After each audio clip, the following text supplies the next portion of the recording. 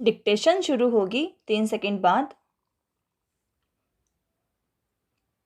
विगत कुछ वर्षों से प्रत्यक्ष एवं अप्रत्यक्ष बजट इधर कराधान करने की प्रवृत्ति आत्मसंयम की सभी सीमाएं लांघती प्रतीत होती हैं। स्टॉप। एक सप्ताह के दौरान केंद्र सरकार ने अधिसूचनाओं के माध्यम से 900 करोड़ रुपये के प्रत्यक्ष कर तथा 1200 करोड़ रुपये के अप्रत्यक्ष कर लगा दिए, जिससे चालू वित्त वर्ष की शेष अवधि में ही 1200 करोड़ रुपये का अतिरिक्त राजस्व प्राप्त होना अनुमानित है। स्टॉप। इसके साथ ही यह भी घोषणा कर दी गई है कि पेट्रोलियम उत्पादों पर 25% खाड़ी अधिभार वर्ष 1991-92 में भी जारी रहेगा। स्टॉप।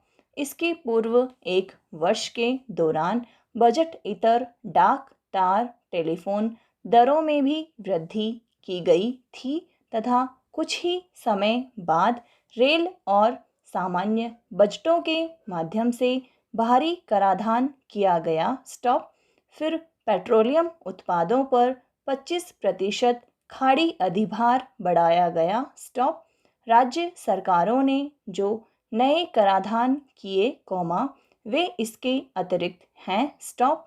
यह सब अभूतपूर्व है। स्टॉप। इस बारे में कोई दो मत नहीं हो सकते कि भारतीय अर्थव्यवस्था की स्थिति बहुत ही चिंताजनक है। स्टॉप।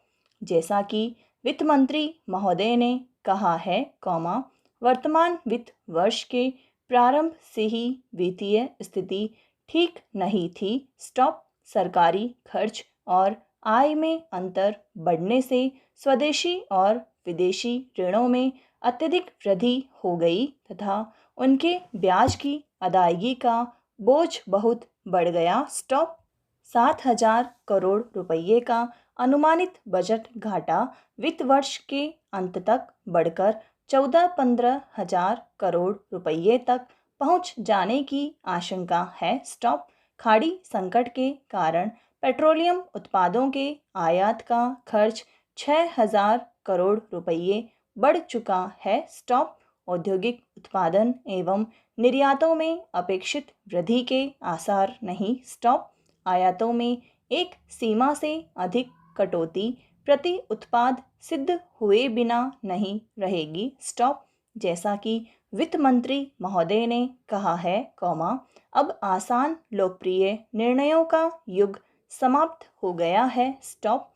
किसी को यह गलतफहमी नहीं होना चाहिए कि पिछले कई वर्षों के असंतुलन के दुष्प्रभाव एक झटके में दूर हो जाएंगे, किंतु यह आवश्यक है कि सरकार अर्थव्यवस्था को बचाने के लिए बिना समय नष्ट किए कदम उठाना प्रारंभ करे। Stop para.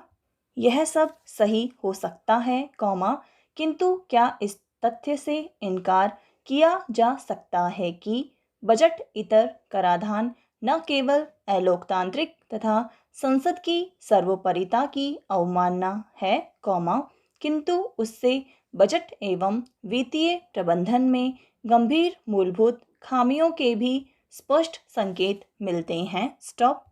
क्या यह सही नहीं है कि कराधान किसी भी स्तर पर किया जावे, अंतिम विश्लेषण में उसका बोझ उपभोक्ताओं को ही उठाना पड़ता है। स्टॉप। क्या विगत एक सप्ताह के दौरान किए गए कराधान का मुद्रास्फीति और मूल्य स्तर पर प्रतिकूल प्रभाव नहीं पड़ेगा? स्टॉप।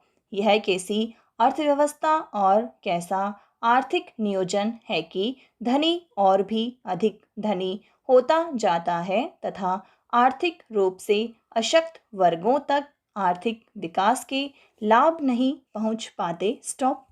आज सर्वोपरि आवश्यकता अर्थव्यवस्था एक आर्थिक नियोजन की मूलभूत प्राथमिकताओं को सौदेश्य ढंग से निर्धारित किए जाने की है, तदर्थ निर्णयों से अर्थव्यवस्था में किसी दूरगामी सुधार की आशा की जा सकती है। स्टॉप। वस्तुतः कमर तोड़ती महंगाई से हाहाकार कर रही जनता पर कर भार में कोई भी वृद्धि निश्चित रूप से अमानवीय है। Stop para.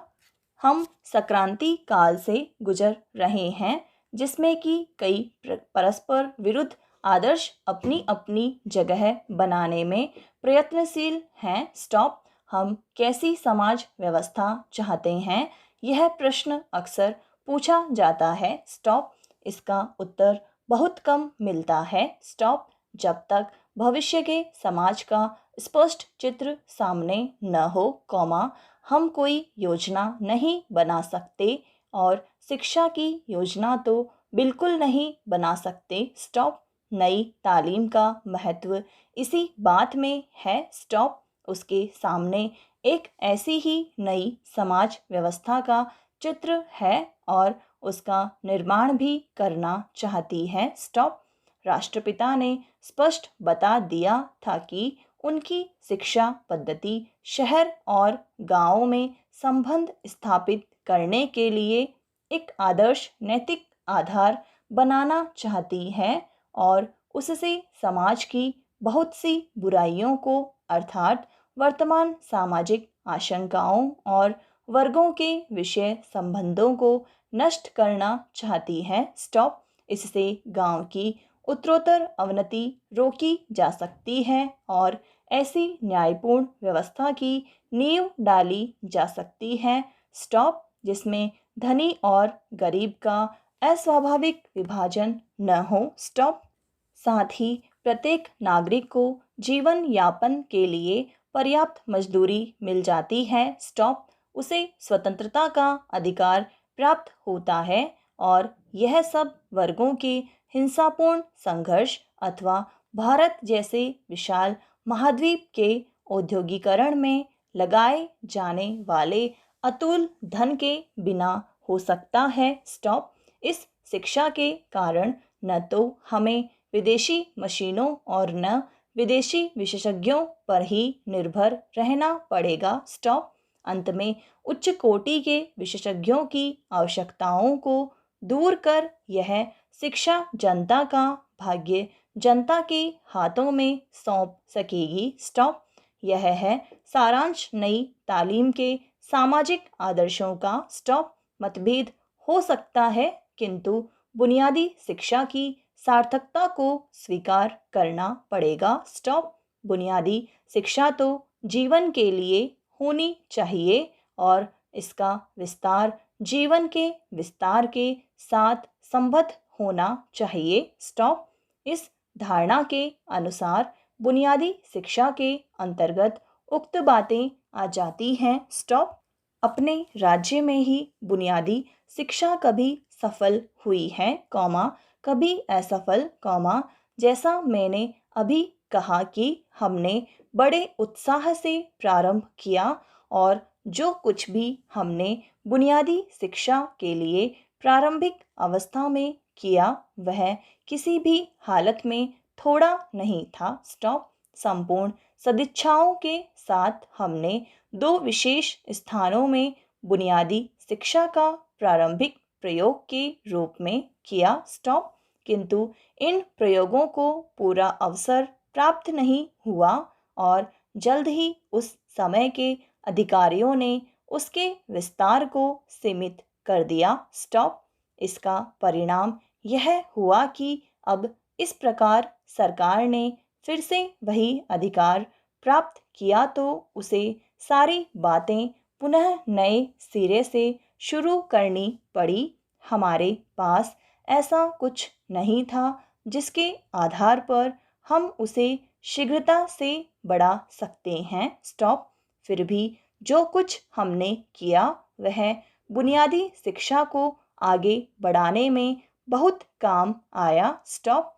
प्रांतीय शिक्षण महाविद्यालय में बुनियादी शिक्षा की पढ़ाई की व्यवस्था की गई, कॉमा, इस आशा से कि जो शिक्षक यहाँ से निकले उन्हें बुनियादी शिक्षा के आदर्शों, सिद्धांतों और प्रगति का पूरा ज्ञान करा दिया जाए। स्टॉप। विश्वविद्यालयों को भी अपने पाठ्यक्रम को इसे अब उसी प्रकार पुनर्गठित करने के लिए कहा गया है। स्टॉप समाप्त।